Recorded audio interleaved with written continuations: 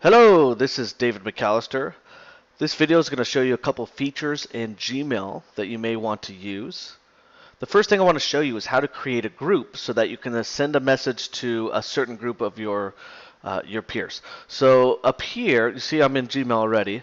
Up here on this tab where you have your apps, go ahead and click on that and then go down to groups. It's on the left, bottom left corner usually.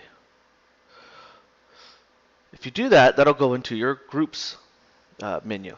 So if you hit My Groups, you can see all the groups that you're a part of, and you can see all the groups that I'm a part of. But if you want to create a group, go up here to Create Group, and you have to give the group a name. So I might say something like My Favorite Teachers. Now notice when I type that in, all of the spaces down here become hyphens because what it's doing. It's taking your title and it's making it an email of its own. You can also type a description if you like, but all you really need is a name. So once you have that, go ahead and hit Create, and it does take about, at most about 10 seconds. So we'll wait here for a moment. There we go. So congratulations, my group has been created. Great. So now if I go to My Groups, it should pop up here, but as you notice, it's not there because it's still kind of processing. All you have to do to see it is to hit reload. And you might have to do it a couple times, but there it is right there. Okay, so don't freak out if it's not there right away. It takes a few seconds. But now you notice I'm the owner of this group. I created this group, and so I'm able to manage and add people to this group. None of the other groups that I'm part of, I can't really do that. I can just see who's in it. So what I want to do is I want to hit Manage, and I want to start adding people to this group. Right now, all that's in this group is me, and I am the owner. So if I want to add people, I'm going to go down here to Directly Add Members, and you need to type in their email addresses. So, and what's nice is you don't have to type it all out. You just have to type in the first few letters usually. And so let's say I'm on Patrick Hamilton.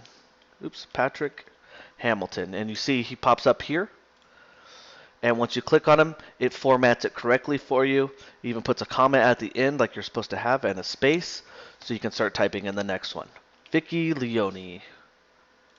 Boom. Now Vicky Leone is part of this group. David Hodge. Now David Hodge is part of this group. Let's go Brandon Dillon. Oops, Brandon Dillon. There we go. And let's add one more. Let's go ahead and add Michelle Nunley. Boom. And you can add as many as you want or as little as you want. It's up to you. You can also send a welcome message, as this will be like a group kind of conversation going on when you send this out. So you can do that if you like. I'm not going to. I'm just going to hit up here and hit add. So it's going to add all these people to my group. And of course, you can always come back here and add more if you want, or delete people you want. And so I have 5 members are added to my group. It does take a few seconds, so don't freak out. Then hit done. Now if I go to, this is our message board for this group. If I go to My Groups, and again, My Favorite Teachers, I go to Manage. I can now see I've kind of populated with a few teachers in there. So now let's say I want to actually email all these people at once. There's a couple ways to do that. One way is to go into your mail and compose.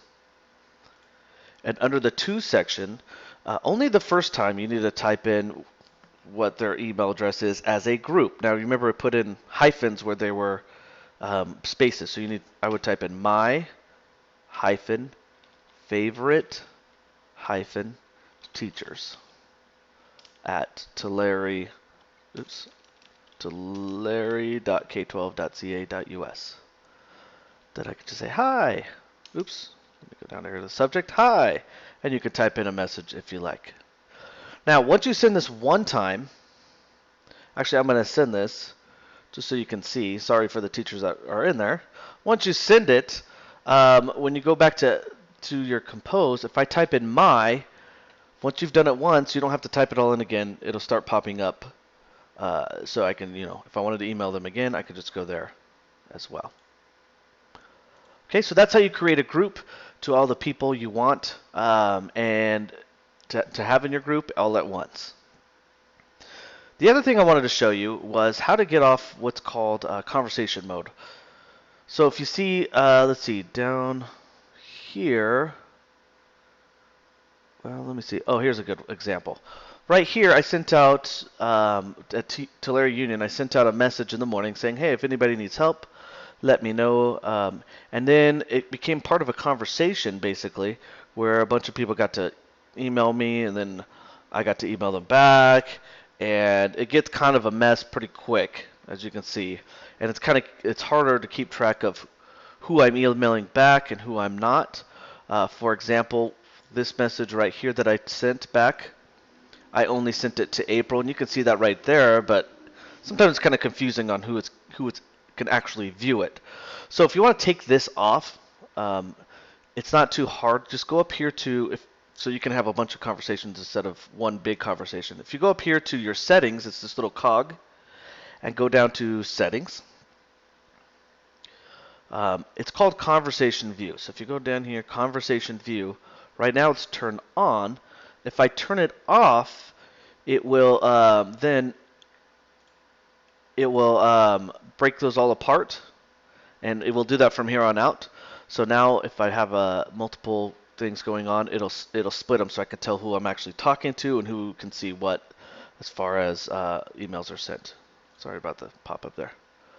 Okay, hopefully this helps. Have a great day, and I'll see you out there.